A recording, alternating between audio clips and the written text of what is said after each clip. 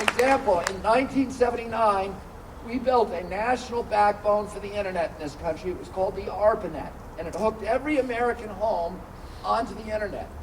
In 1980, a year later, there were fewer than 500 PCs in this country, and IBM said it was a dead-end technology.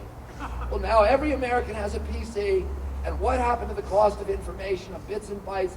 It plummeted to almost nothing. That's what will happen to the cost of electrons if we build a national grid that can transport the electrons, and then in places like Colorado, build the infrastructure that can harvest these electrons that are striking the earth for free every day. All we have to do is pick them up and put them into the marketplace.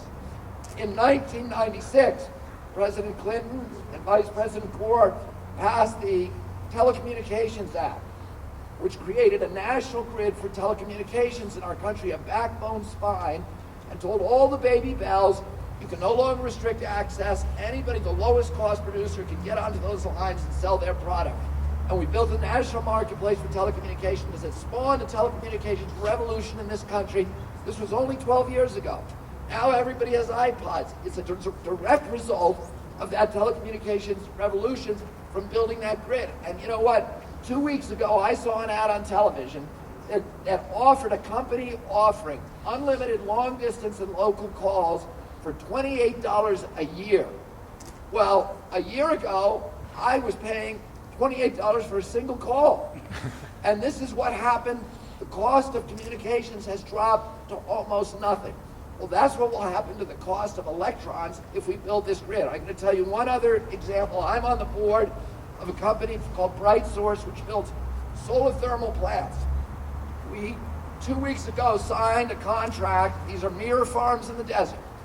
We signed a contract with Southern California Edison for 1.3 gigawatts a year. We're going to have the plant completed within 3 years. We signed 8 months ago with Pacific Gas and Electric, the other California utility, a contract for another gigawatt. So we have 2.3 gigawatts of solar thermal power going in California from one company. We're building the plants. We're building them cheaper than you could build a coal plant, cheaper than you could build a nuke plant. And guess what? Once we build them, the energy is free forever. We don't have to go to Saudi Arabia. We don't have to go to Saudi Arabia and punch holes in the ground and bring up the oil and refine it expensively and then get in periodic wars to make sure we can hold on to it. It costs us $4.5 trillion. And then be given military escorts across the Atlantic and load it into pipelines and trucks and have it spill on the road and burn and poison our children. None of those costs exist. The electrons are hitting us every day for free. All we have to do is construct the infrastructure to pick them up and then put them into a grid. It's going to cost us about $150 billion to build a smart grid that links every American to that marketplace and that can intelligently store and deploy solar energy at night, wind energy during the doldrums, etc. And that can go into everybody's home and borrow the energy from their batteries and pay you a good price for it and do all of those things a smart grid ought to do.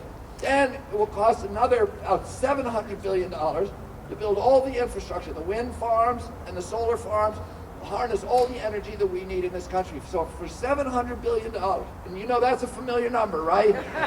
That's the number that we gave at first to our plan, gave all the crooks on Wall Street to bail them out, and people are saying, you know, well, that'll take us generations to pay back. No, it will just take us 1 year without foreign oil.